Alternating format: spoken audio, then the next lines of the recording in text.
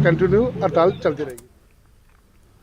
सांबा जिले में चोरी की वारदातें थमने का नाम नहीं ले रही हैं। आए दिन चोरी की घटना सामने आ रही है।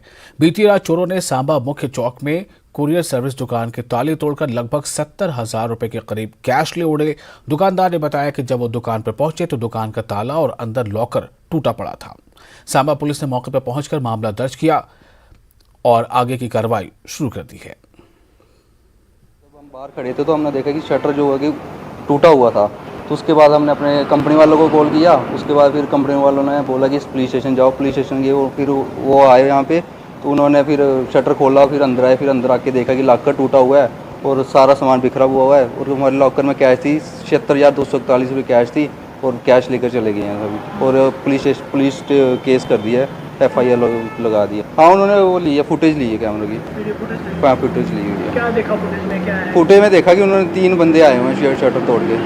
3 बंदे शटर तोड़ के आए हुए हैं। सिर्फ कैश ही है, बाकी सब सामान पड़ा है, लेकिन कैश ही गई हुई है हमारी। हाँ जी, किसकी दुकान है आपकी? ये हमारा कोरियर है, यहाँ पे डिलीवरी लिमिटेड करके कोरियर है हमारा। और फिलहाल एक छोटा सा ब्रेक लेते हैं, चलता जरूर होंगे।